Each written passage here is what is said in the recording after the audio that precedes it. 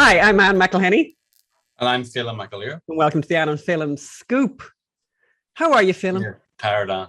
Tired. Tired. Well, tired. I am in, where am I? Serbia. Belgrade. Yes. Lithuania. Just 9 hours. That's just 9 hours ahead of us here, right?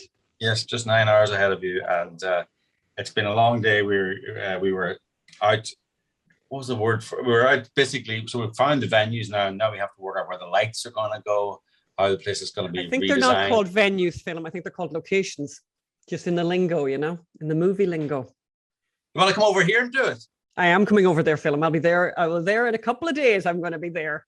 Now that my arm is doing so much better, and thank you to everybody, by the way, who wrote the really nice messages. I need to start this show, Phelim. It is week 83. That is 1 year and 7 3/4 months since the 2 weeks to flatten the curve lockdown. And it's 4 3/4 months since it was revealed that Hunter Biden used the N-word, and the mainstream media has still failed to report that. And I wanted to remind people, by the way, of the context of Hunter Biden using the N-word. So he was writing to his white lawyer, and he called him an N-a, if everyone understands what that is, multiple times. And used phrases like, go on, Phelim.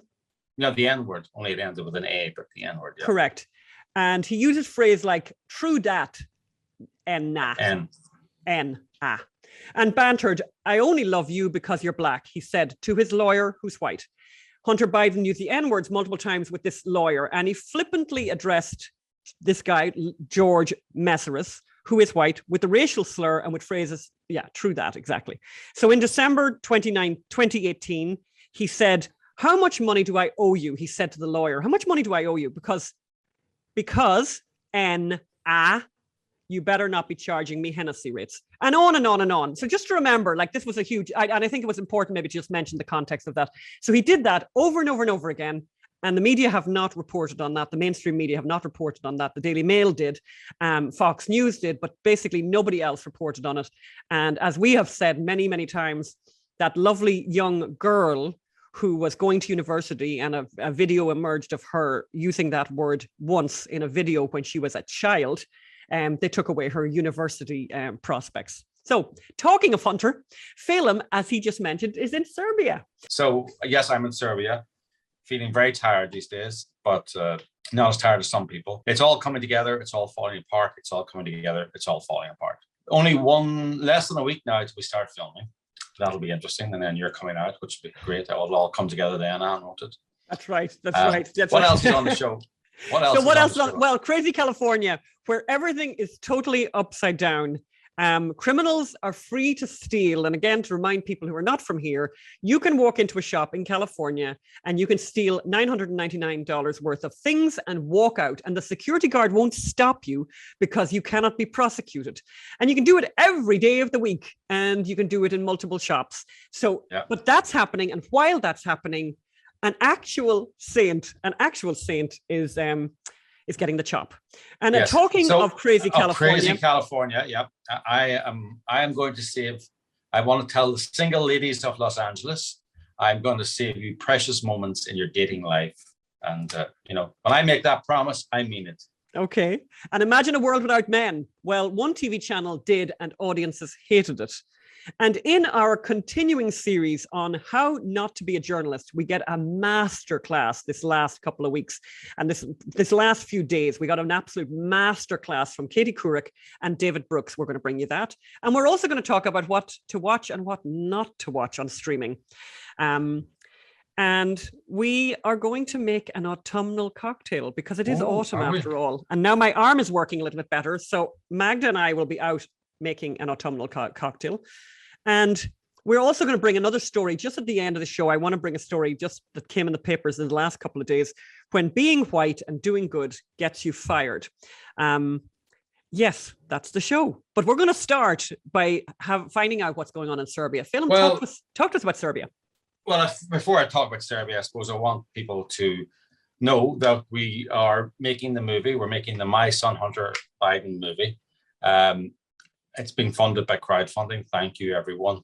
Look, we're starting filming on Monday, and we've been spending a lot of money up till now. So we have the camera department, the lighting, the grip, the makeup and hair, costume, the second AD, And the second AD. Yeah. And you see that picture there, and that picture shows you the people, but there's actually other people sitting at the back of the room as well. And then there's a couple of assistants. It's amazing. Like, we literally have people discussing the color of Hunter Biden's hair, the kind of car he would drive, the kind of apartment he would live in, you know, the costumes of his girlfriend's costume, the lighting of a strip bar, the lighting of an apartment, the lighting of, you know, a meeting with Chinese businessmen. And, you know, and then yesterday we had Chinese people come in for auditions. We had people coming in to be Ukrainian thugs. What a collection. I mean, it was one, and you know, and some of them were actors and some of them weren't, but every one of them came in and crapped themselves when they saw Robert Davi. Great. In a good way. Yes, he's massive in China and he's big here. And I think they just thought, oh, I'm going to this movie, right? And they walk in and there's Robert Davi feeding them their lines, and they nearly fainted. Literally, their sweat was pouring off them. Oh, that's great. You know, it's nonstop. It's 7 days a week. And these people are all very professional. They're all getting paid really well, and as they should be. And so this is why we need your help to make sure the movie can be made, the movie can be finished. We're a little bit behind. We're you know. Yeah, I think it's fair to say that we're not where we're not where we'd like to be at this point. Obviously, you know, with COVID and all kinds of things, and then I hurt my arm. So a lot of things, you know, kind of conspired to put us back a little bit from where we should be. And that's why we're appealing to people, making a big appeal to please send what you can to make this movie a reality. Nobody else is doing this. Nobody else is doing the work that we're doing. And it's important. And, you know, it's very easy for you to give. You got to go to mysonhunter.com and give what you can, and give more than you can, and give till it hurts. Because this is a terrible thing that happened. It's like almost the first time in history, really, that something of this nature happened in America, where a story of this magnitude was suppressed from the second oldest newspaper in America, the New York Post, who did sterling work in exposing this laptop from hell, as is described by our friend in New York Post, Miranda Devine, whose book, by the way, is coming out in the next couple of weeks. You know, so the New York Post did this amazing work, amazing investigation, and the rest of the journalistic world in America decided to suppress that story for political reasons, not for any journalistic reasons. And they did even worse than that. People did worse than that. They called it Russia disinformation, knowing it wasn't Russia disinformation. It's scary and it's chilling. You know, you like to think that journalists will tell you what's going on in the world. And this is what they didn't do. So please help us do the job that they didn't do and get this story out. This story was suppressed. This story was censored. But the censorship does stop now with us. This is going to be out. This is going to be so funny. We've got some good news actually in the last couple of days. Two big casting announcements. No, not announcements. Two big casting decisions. Yes. And we'll be announcing them in the next few days. You know, we have one casting disappointment, let's say, but that's behind us now. And but we've got two big casting announcements that we're going to be announcing in the next while. So, you know, these are all very professional people and wonderful people, and they all get paid and they all deserve it. And they deserve to get paid. And these are really long days. People are working really hard. As Phelim says, it's like this is a 7-day week thing, and people are just really hitting the ground running. And it's very impressive. And it reminds me a lot of when I was on the set of 𝙤𝙤𝙤. You know, these are incredibly professional people who do an amazing job. A lot of you seen the 𝙤𝙤𝙤 movie, and I know a lot of you appreciated it. And it was a slightly bigger budget than we're dealing with now. So this is a tight situation, and we really would really appreciate your help. I'm sure Robert wouldn't mind me saying, Robert's 70. Robert has a young family too, right? And he was on last Sunday, he was sitting interviewing Russian thugs and Chinese businessmen and doing auditions with them. And I'm thinking, you know, we're so lucky to have someone, an artist of that caliber, doing this. I mean, these guys are getting directing and acting lessons that they could never afford, you know. And so please give what you can. Go to mysonhunter.com. Let's get this film made. Let's make it really successful, and let's get the truth out there. So what else is going on in the world, Anne? Well, crazy California. I mean, I think increasingly, and we really appreciate everyone writing and saying, telling us where Phelim and I should move. And I saw somebody wrote there on YouTube, they said we should go to Chattanooga, Tennessee. I even love the sound of that, by the way, Chattanooga. I love the sound of that.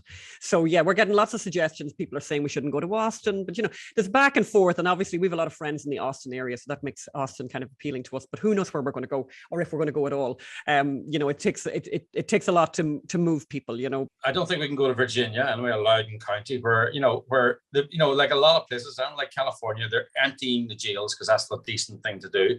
And there's a Virginia prosecutor from Loudoun County, and 𝙎𝙤𝙤 𝙃𝙪𝙣, and she's been emptying the jails except for Mr. Smith, who was getting anxious and upset about transgender bathrooms in Loudoun County schools. And he was arrested by the police before he gave his speech. And she wanted to put him in jail, even though she knew that his daughter had been raped by a transgender student using the cover of transgenderism to rape his daughter. She knew that, and she knew those extenuating circumstances, and she still pushed to have him sentenced to jail. So the jails have been emptied. Let me tell you this, the jails have been emptied so that people like you and me and the January 6 rioters, people who wandered around Congress and did no harm. Not that some people did do harm, but lots of people wandered around, put their feet on Nancy Pelosi's desk. The January 6 people, this father, and people like you and me, that's why they're emptying the jails, so they can fill them up with their political enemies. And just to give people, and I think a lot of people probably know this story about Scott Smith, the 48-year-old plumber who ended up in prison. I mean, what's really disturbing here is that his daughter was sodomized, apparently, in the school by a boy wearing a dress. That boy then was sort of secretly moved from that school to another school, into another school where he did exactly the same. Yeah. And the person that's in prison is the father of the first girl. I know a lot of people are feeling like this. The world has gone completely mad. Something terrible has happened. Here in California, you can walk into a shop and you can steal, $999 worth of stuff. And at the same time that that's happening, and by the way, there's homeless people here, they're building structures all over the place and no problem to doing that. And they are defecating, and it's really lawless here now, and a lot of criminal activity. People are constantly writing saying that their stuff has been stolen, their house has been broken into. It's scary out there. However, one thing that has been prioritized in Los Angeles and actually across all of California is the removal of Saint Junipero Serra's monuments and statues. They have prioritized that. So here in the city of Los Angeles, downtown Los Angeles, where there is a park called after the saint, and there is a statue of the saint, they're being removed because indigenous people are saying that at the time that he was proselytizing and evangelizing here as a Catholic saint, bad things happened in the missions. Not that he did them, no, but they were happening around the same time. Actually, the truth was they were happening about 100 years after he died. But never mind that. The missions, somehow it gets all, because of the fact that he evangelized, because obviously telling people about Jesus Christ and love one another and the golden rule is such an awful thing to do. So they are wiping him from history, dragging him through the mud. And this is a saint. And by the way, just to mention, before I move on from Junipero Serra, just before that, to understand that he is the Franciscan who came to California, who established all of the missions across the coast. I think 8 missions in total, including San Francisco, Santa Barbara, etc. All of them across the coast, who became a saint. The first, I think I'm right, and you can write and correct me if I'm wrong, I believe he's the first Hispanic saint, and he was canonized by the first Hispanic Pope. And I think a lot of our listeners and viewers know that Pope Francis is quite progressive. So Pope Francis, who's a wise man who reads everything, would have done a lot of study. And of course, the Catholic Church's process for becoming a saint is quite rigorous. After all that process, they chose to make a saint of this man. And a few short years after that, canonization, after he became a saint, he is now being disgraced and sullied, and his name being dragged through the mud, and his statues being toppled. But you know what? If you're a criminal, you're in good shape here in California. So this is a reason why I think we're feeling we need to leave, because this is a horrible situation. Phelim, tell us about the dating scene. Okay, listen, ladies, all you single ladies out there in Los Angeles, I'm gonna help you with a swipe or two. I think that's the phraseology they use nowadays. Andrew D. Lewis. Now, I've been following Mr. Lewis on Twitter because if you want to know, if you want to know what everything that's wrong in the world, just follow his Twitter because he just parrots the most inane. Look at him. Look at him. Look at the shape of him. He looks like he's just made his communion, you know. Anyway, his bio on Twitter is Angelino, and then at UCLA. He went to UCLA. Woo! UCLA alum, council member, Northwestwood Neighborhood Council. Like, Jesus, Andrew, you need, that's it. And then president of UCLA Mix, which I assume is an alumni social group, and then on the board of LA Young Democrats and San Francisco Young Democrats. Like, well, why are you on both of them, by the way? Anyway, the San Fernando Valley Young Democrats. Okay. He's on the board. Tell us about Andrew Lewis then. What's he saying, Phelim?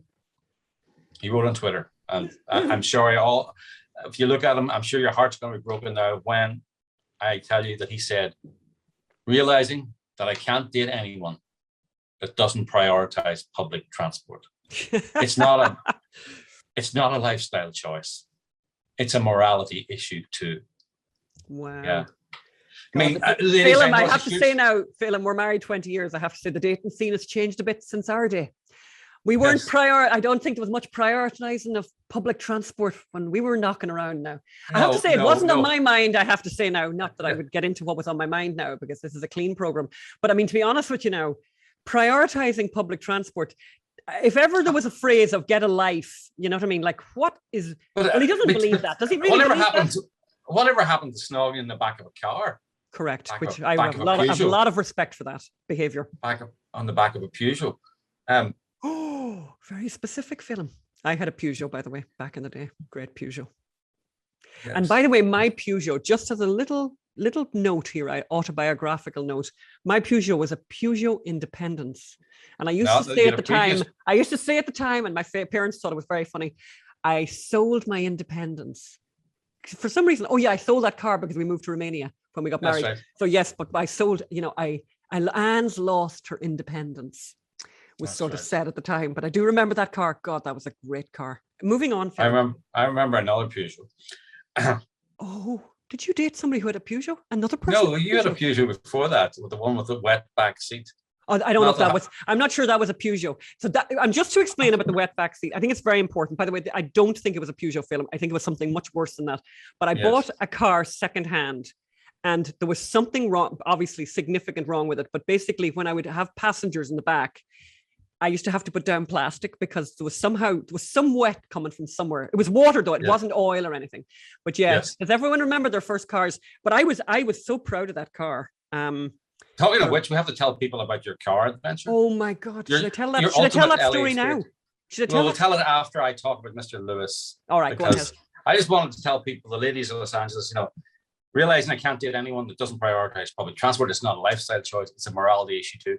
He's got a real treat in store for you. He really does, this guy, he'll walk you to the bus stop every time. That's the kind of guy he is. But wait, actually, he can't walk you to the bus stop because that's a patriarchal thing to do. You should walk. The women should walk themselves to the bus stop because, fighting off rapists in Los Angeles, that's an empowering thing to do. That's like, okay, ladies, and paying for that meal would be so demeaning to you as a woman, and in fact, to prove that he's feminist and pro public transport and all that, you should pay women should pay for every meal. So that's what Mr. Lewis has in store for you. So he actually genuinely thinks that you would go out for a meal in Los Angeles of a night and take a bus home to wherever it is that you live on a Saturday night in Los Angeles. Wow. Okay, Phelim, I want you to move on here now. I think you wanted to tell us about a TV series. No, I want to talk about your ultimate LA experience. Oh, you want to talk about that now? Anne McElhinney. And I have a bone to pick with Anne McElhinney, by the way. Can I tell my story and then see what the bone is? The ultimate LA experience. The ultimate LA experience, as everybody knows, the cat was, the cat has been ill, but now we've got good news about the cat, by the way, which we'll bring to you as well. I remember we need to mention that film. So Top Cat is not losing his leg. That's the main thing to know. And I'm driving on last Friday to pick up the cat and I'm on the 405 on a Friday, which is not something anyone wants to ever be. And I was only, when I was on the 405 on the Friday, that I thought I shouldn't be on the 405 on a Friday. It's such a madhouse. So I'm driving along, and ricocheted into my lane was a metal, big piece of metal, like basically, I think a bumper. And I made the split second decision. Well, you couldn't avoid it, you know. I couldn't avoid it. No matter what I did, I couldn't have avoided it. And if I tried to quickly avoid it, I'd have had a collision with very fast moving traffic on both lanes beside me. So I ran over it, and I thought, oh God, I hope I haven't destroyed the new tires, because we just bought 4 new tires. I drove on a little bit, not very far, and suddenly the whole car stopped. The whole thing stopped. I put my foot on the accelerator, no power, and all the lights went on. And the car stopped. The car stopped, and it didn't stop on the shoulder. It stopped in the middle of the 405. If anyone doesn't know the 405, I think it has about 7 lanes each side, and I'm in the middle of one of those. And by the way, I became, there's a reason possibly for cliches, and the reason for a cliche is because it tells a truth. And so I became a girl. I became immediately a girl, and I couldn't find the emergency lights in the car. So because I did what you should do. I phoned Belgrade to talk to my husband and ask him, where's the emergency lights in the car? And he told me, he directed me to them.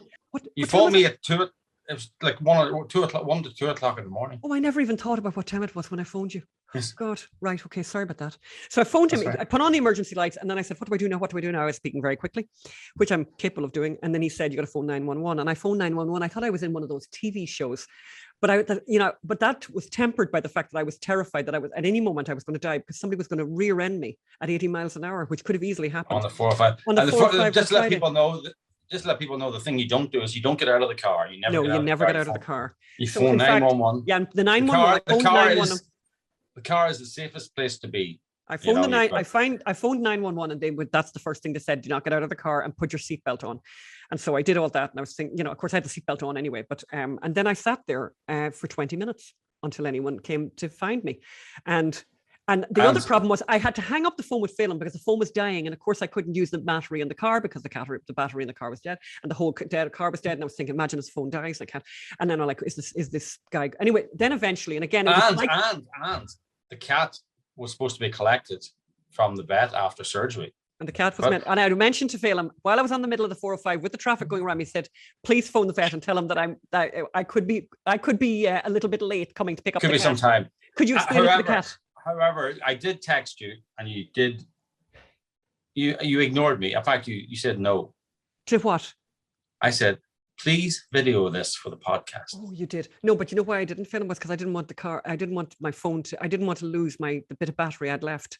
I thought, and I know, and so sorry for the people out there in podcast land that I wasn't bringing you non-stop footage of this, which I probably would have done, by the way, if I had more life in the phone. Anyway, long story short, eventually the highway patrol comes, and surprisingly to me, very surprisingly, there's one person in the car, this frighteningly competent Hispanic woman who was just like definitely straight out of Central Casting. And she, first of all, she gets out, and of course there's the lanes to my right, and she goes with one hand, you stop. And I was like, she was really tough. Yeah, she made them stop. Yes, right. Then she comes up to me, and she's like, super, super competent. And she's like, here's what we're going to do now. Well, first of all, did you run out of petrol? I'm like, I'm a girl, but I'm not that much of a girl. And by the way, if anyone in our car is ever going to run out of petrol, it's my husband, who loves to run the car right down until there's nothing in it. That's not me. So anyway, no, I had not run out of petrol and all of this kind of thing. So, and as you Americans say, gas. So then she says, basically, I'm going to have to bump you off the road, right? Because she bumped you off the road? Yeah, Phelan, what do you think happened? She bumped me off the road. You missed that bit. I thought a tow truck came. Oh, no. Giovanni, that's another part of the story. She bumped me off the road. She said, right, I'm going to get back into my whatever it's called, my trooper. Did she damage the car? My trooper vehicle. I haven't even looked at the car. So basically she gets in her car, and she has the loudspeaker then. I mean, it's like literally that show that we watch on TV film. I'm literally a character in 911. What's your emergency? 911, what's your emergency? And that's what they say, by the way. So basically she starts bumping me. And I'd say she has damaged the car, because at one stage it's like, boom, very strong bump. So she bumps me over to the hard shoulder, at which point Giovanni arrives. Now, Giovanni, I have nothing but good things to say about. And Giovanni, I mean, God bless people trying to make a living. Giovanni basically cruises the 405 on a Friday looking for Anne McElhenney, right? And eventually he's going to find me. And he's there, and he says, do you want me to give you a toe? And the answer to that is yes. Yes. Now I'm in the hard shoulder, but it's still not good. And it's still scary. So I got in with... Do they call it the hard shoulder in America? They don't call it the hard shoulder. They just say the shoulder. Or the emergency lane? Or Magda knows more about these Americans. She said they call it shoulder, not a hard shoulder. We call it a hard shoulder, but then we're from a country that, you know, we just love hardness in general and toughness. Yeah. So basically, but the Hispanic woman, I have to say, I wish I'd taken her name. I mean, I did all the things I meant to do. And I said, you know, I want to thank you for your service and you're amazing and you're so competent and you're so calm and all that. I did all that, but I wish I'd taken her name. She was really good. But then she kind of disappeared and off I went with Giovanni. And anyway, we don't know what's going to happen with the car, and anyone who's got advice, we'd like to hear it. But anyway, it's getting assessed. Well, I have a question. For our listeners. So the Geico have now written to us and said you're liable because you should have avoided. I think the cars are right off. Been told the cars are right off because if the oil evacuated out so quickly, the engine has probably been overheated and destroyed. Does that if Geico decide Anne is liable, does that mean they're not going to pay us, even though we've got comprehensive insurance? We're not. No, I think what it's going to mean. I've talked to some men because men seem to know these things. I've spoken to a number of males, and the answer I've gotten is that yes, they'll pay, but then we will have our whatever to call it, our insurance will skyrocket. And by the way, just on the cat front, the leg has been saved, so all not bad news. He spent that night of my accident. He spent the night with the vet, which I think actually probably worked out okay. And he is back, and he has the appendage thing that they had on. The support system has been taken out. And he's rocking on so much that he escaped the other night, and I'm still traumatized from it, post-traumatic stress disorder. But look at him and look how happy he looks. And he's a very, very nice cat. And I can't believe I've become the person who says that about a cat. But that's what happens to you when you become a cat person or an animal person of any kind. And anyone who has a pet will understand the language I'm speaking. Other people have no idea what it is. And it's almost like a joke with me at this stage. I've actually discovered a thing about myself. If you don't have a pet, you can be very arrogant and judgmental of people who have pets, and you can think they're lunatics until you have a cat or a dog or a pet yourself, and you start talking to them like they're a child. So it can happen to you too, and don't be judgmental about people with pets, because pets are actually really nice and they are very affectionate and lovely, and we don't want them to die. Phelim, I want you to tell us about the TV series that they've now come up with that doesn't have any men in it. Yes, well, actually, it's in a sort of following on from that. Andrew, Mr. Lewis, who doesn't want to date women who don't like public transport. He's kind of a girly man himself. But so there was this show, Why the Last Man, which was from FX. And it depicted a world without men, a world run by women. And guess what? The audience hated it. As Variety said, the series, which stars Ben Schnechter as Yorick Brown, the only cis man in the world not fall victim to a mass sudden death. So he's the only man there. So it's basically all females. He's the only man. And, the showrunner, I've never been more committed to the story. There's so much more story to tell. We don't want it to end. And the audience says, we want it to end. Yeah, make it end. Make it stop. Please make it stop. Yeah, please make it stop. And the channel listened and said, the ratings are so low, we just can't justify it. So bye. Bye. That's very good. Okay, and in our continuing series, I think this is going to become obviously because of the world we're living in, this is going to be a definite continuing series of our masterclass in how not to be a journalist, our absolute masterclass. Katie Couric has written an autobiography, and in it, there's so many surprising things about this, by the way, that she admitted to this in her book, that she had done this interview with Ruth Bader Ginsburg, and Ruth Bader Ginsburg had a lot of very negative things to say about Colin Kaepernick and taking the knee. People who followed him. And people who followed him. She had a lot of negative things, some of which made it onto this into her when she edited the piece. However, in the middle of the interview, Ruth Bader Ginsburg, who I have to always say it really slowly because I end up not saying it properly, said some very, very strong things about Kaepernick. Katie Couric decided not to go on. Tell me, read it out there. She said such protests showed contempt for a government that's made it possible for their parents and grandparents to live a decent life. And they probably come from places where they could not have had this life. And as they become older, they'll realize this was youthful folly, So can I just say what that is, Phelim? Can I just say that basically she is saying exactly what Trump said with more elegant language. So Trump said that, and he would have called those places shithole countries, right? Yeah, but all Couric said was that she called it dumb and disrespectful, but she didn't go into this analysis of it. Yes. And Couric's defense, and she phoned David Brooks of the New York Times, and she felt that maybe Ginsburg was elderly and probably didn't fully understand the question. So she did this unethical journalism because she thought that one was senile. But surely, as a journalist, then if you think this lady is senile, she's on the Supreme Court making judgments. Yes. Like I think the public have a right to know. Yes. So yeah, as you say, it's either one thing or the other, but it has to be one of them. Either you're going to quote this woman saying the most extraordinary thing that she did say, which would, by the way, have had a very good effect, because it would have killed dead the whole taking the knee movement, by the way. Yeah, this is an icon. Or you say, by the way, we have a Supreme Court justice who's doting and is not fit for service. She didn't do that. She didn't do either of those. But it's not the first time, by the way, it's not the first time Katie Couric has done this unethical editing. And some of you will remember this. And I'm gonna play this for everyone, but you'll remember, people, that she made a documentary about the gun issue, and she interviewed a bunch of Virginia gun rights people from a Virginia gun rights organization. And she asked them a question. Let's have a look at the video first. Let's watch it now. Let me ask you another question. If there are no background checks for gun purchasers, how do you prevent felons or terrorists from purchasing a gun?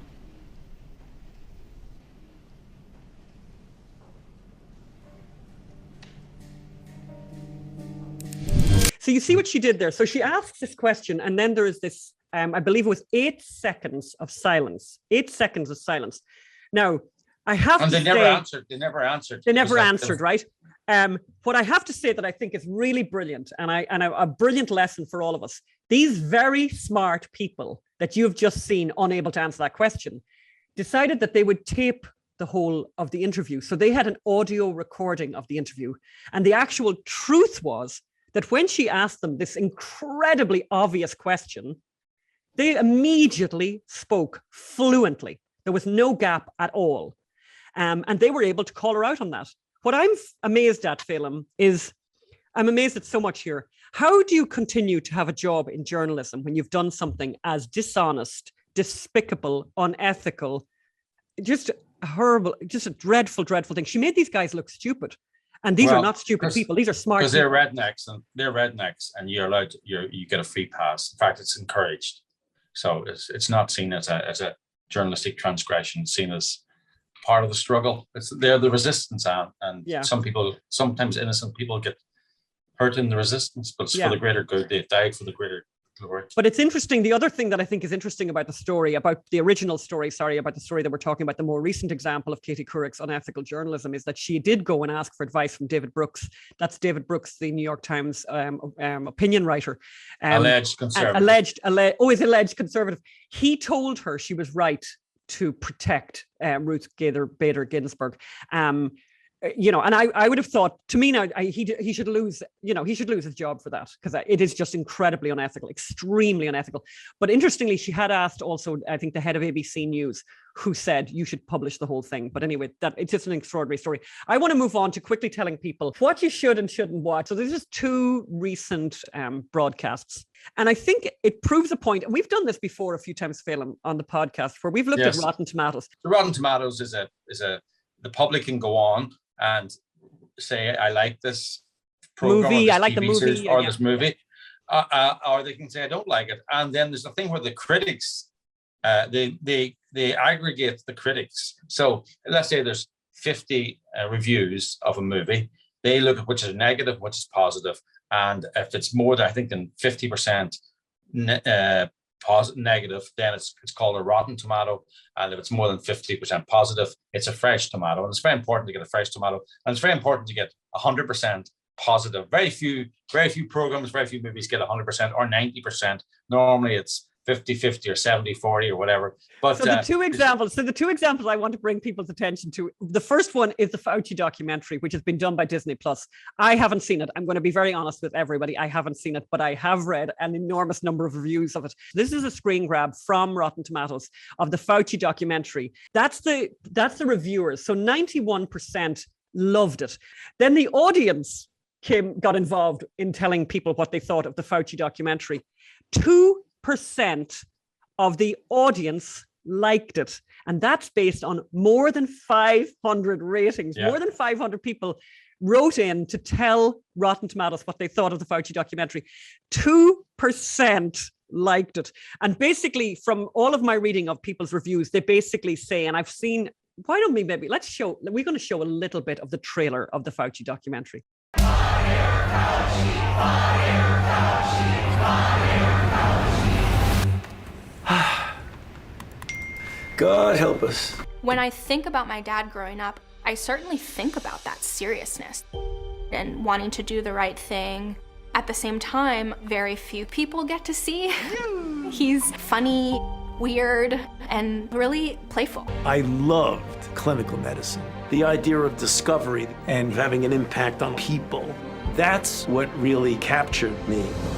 I grew up in a somewhat tough neighborhood in Brooklyn. The culture is that you didn't get intimidated by a lot of things. When someone attacks, I don't immediately fight back.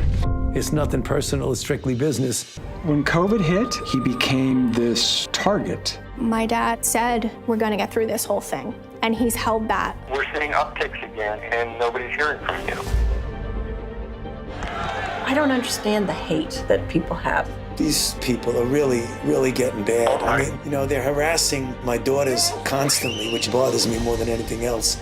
We heard about what he went through in the HIV/AIDS pandemic, like seeing signs Fauci's a murderer. And I remember asking him, is this actually what it was like? His response was, you can't even compare the two. When you're involved in a race to stop a horrible disease, you always feel you're not doing things quickly enough.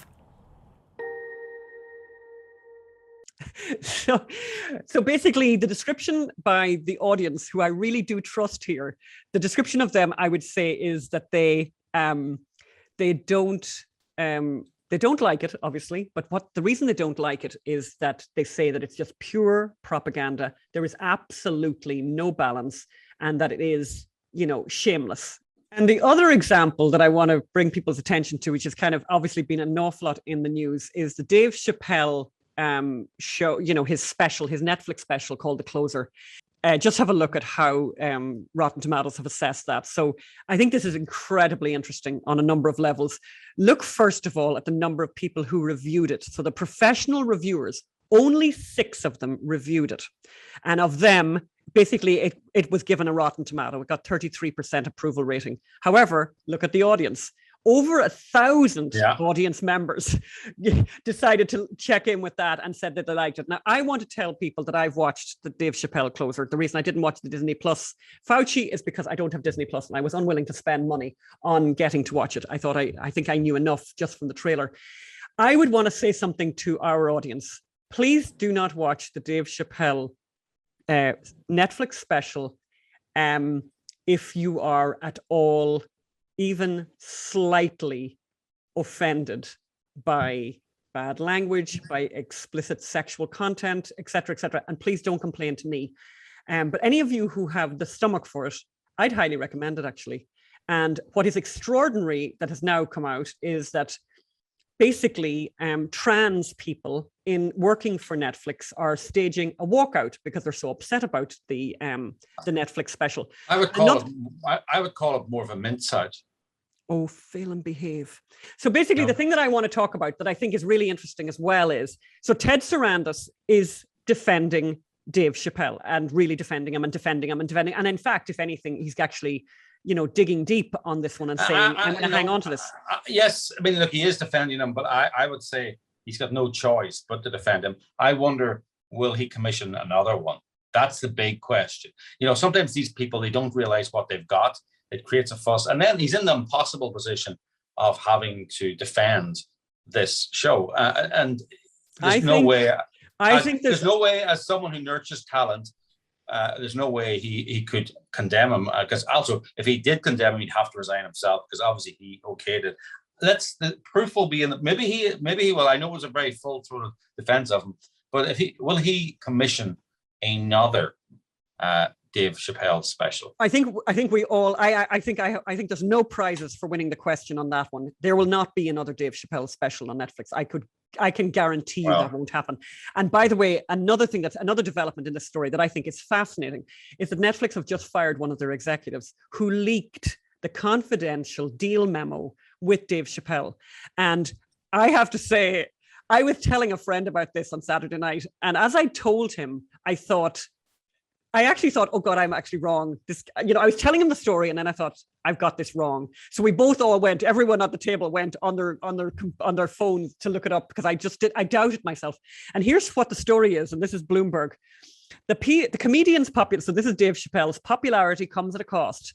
Netflix spent $24.1 million on the Dave Chappelle show, The Closer, which is a lot of money. 24.1 million. If you think, by the way, folks, this is a guy standing on stage for an hour, and he basically tells one story.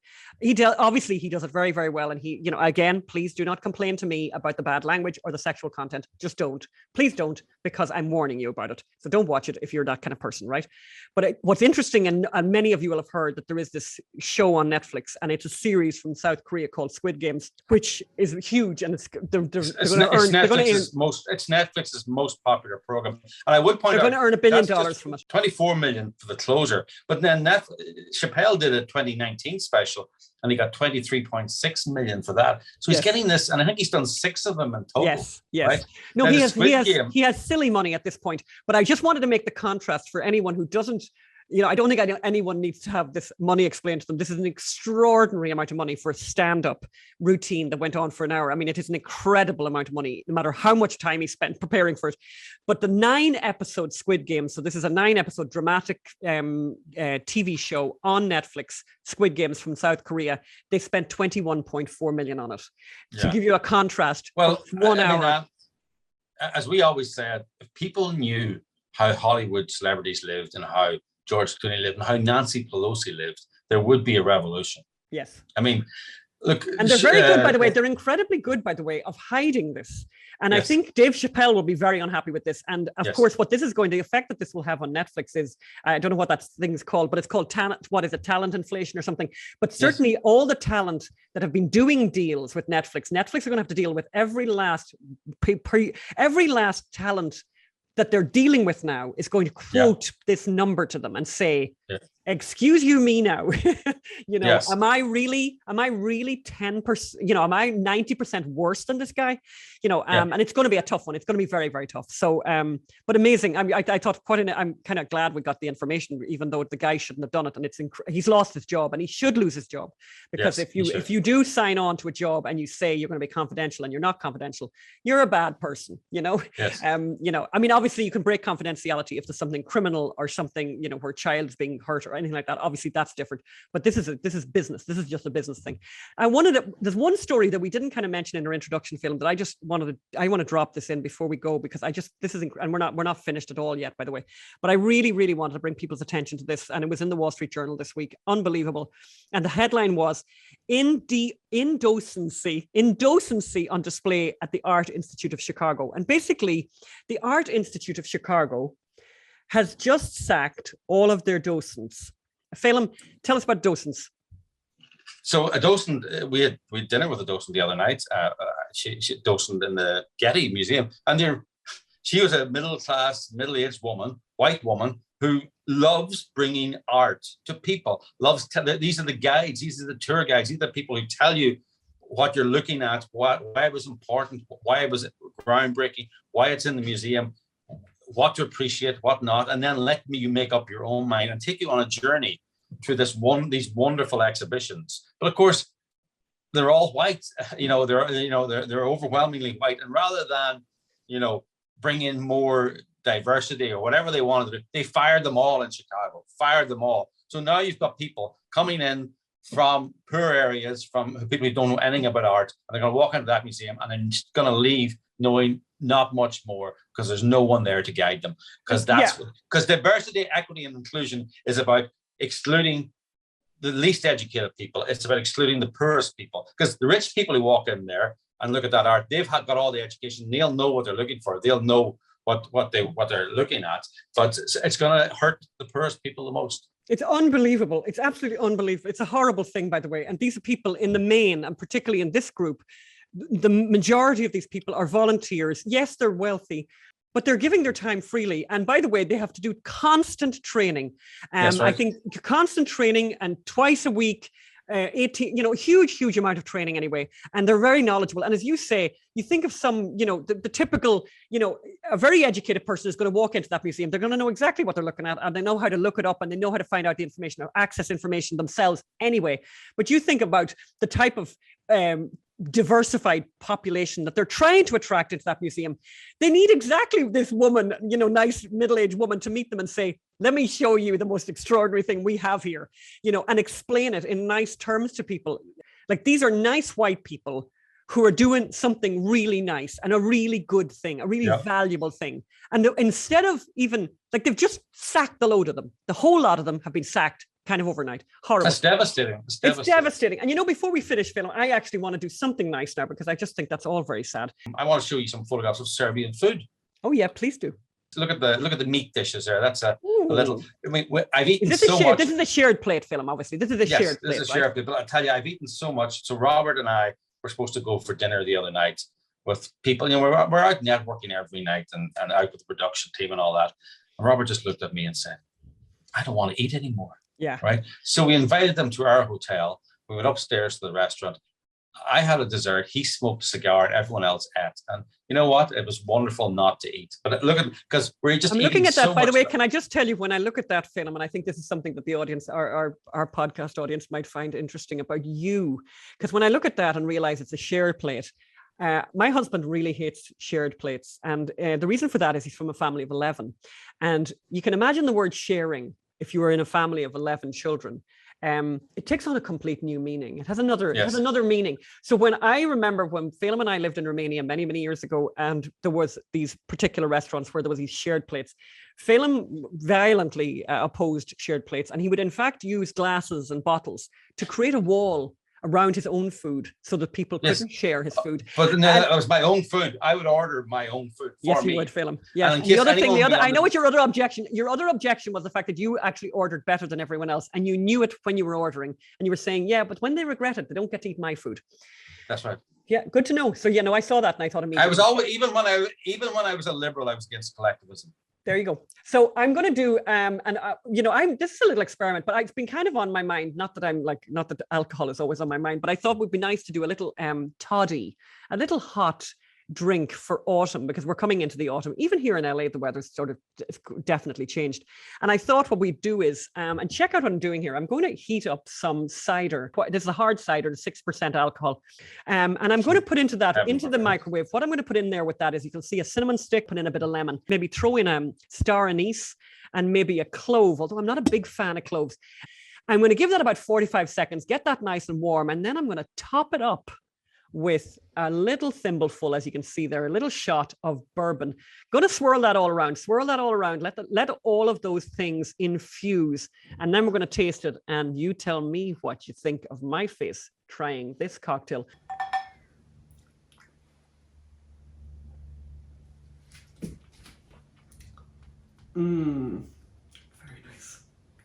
By the way, another thing I might throw in there would be some maple syrup as a sweetener, or some honey as a sweetener.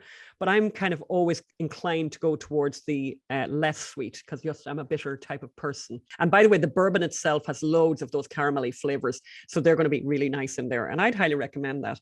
So we've come to the end of the show. I want to remind everyone, by the way, please, to the appeal that we made at the beginning of the show, we cannot do this work without your help. We cannot continue without your help. And I think we do a lot of really good work that no one else is doing. We are quite unique in, on the conservative side of things. We are quite unique in the fact that we're using entertainment to tell the truth about. Yes, we make movies, we do make plays, we do YouTube videos, we do podcasts. I just want to show you. I want to show you some more pictures. Here's Robert Davi, going around a derelict bar in Belgrade, trying to make it. He's going to make it into a Alice in Wonderland strip bar for Hunter Biden. And in the script, and I haven't told you this, let's just say there's a role for a man in the script, and he met an actress actually who was in the hotel in another production, and he looked at her and he goes, "That's our Lorenzo." And I'm going, "But Lorenzo's a man." He goes, "But imagine if it was a woman." I go, oh. Excellent. Oh, and he's always thinking and he's always working. And he's very creative. And he wants to make this the best movie, and he wants the truth to get out. It's gonna be a blockbuster, but we need your help for it. So we really do. Please go to mysonhunter.com. And the next time you see us, we will be together, which will be very nice, Film. I'll be reunited with my husband, and we are hoping, and we very much hope to be doing this broadcast from the set of My Son Hunter. So you'll see some nice, interesting stuff in the background, and that's our plan for next week. Next week's going to be a busy week for us because the first day of filming is on Monday, and it's all going to be happening. But we will talk to you and look forward to that. And thank you for all the lovely messages. Please review the podcast and leave a message. We read everything and we love them. And we love you guys very, very much. And don't forget the Barry's tea. I heard we've had an emergency. I got an emergency email in the middle of the night. And the reason I was awake in the middle of the night was because I had cat issues. The cats were, one of the top cat escaped. Terrible. But anyway, in the middle of the night, then I get this email from Phelim saying, emergency. Bring a second suitcase and buy tea bags because everyone is dying for a cup of tea and they can't get a tea bag there. All the Brits and the Irish. All the Brits and the Irish. So basically I have made a big order today of tea, and I'm going to have a ridiculous amount of tea because actually there's nothing like a nice cup of tea. Talking of Irish, I was here, and I let's say just outside the hotel, I met another Irish actress, she's here, and there's no other Irish. She met, and I heard her accent, and I went, "Oh, you're Irish." She goes, "Oh, you're Irish. Oh, thanks for coming over. Oh, it's so nice." And basically, we were best friends, and I was going to go to her hotel, and we're going to go out for dinner, and basically we're going to spend Christmas together, and she was going to meet you, and we were all going to be friends. We were going to be godparents to her children. I could see this whole, because I was a producer, she's an actress, and all. And then she went home and Googled me, I think, and I saw her this morning. She goes, hi. She sort of found something else to be doing at the time. And she doesn't want to hang out with me. There you go. Shocker. All right, Phelim, enough of that. I will see you in a few days, Phelim. Can't wait for that. And we will see everyone together next week. Bye now. Bye. Bye.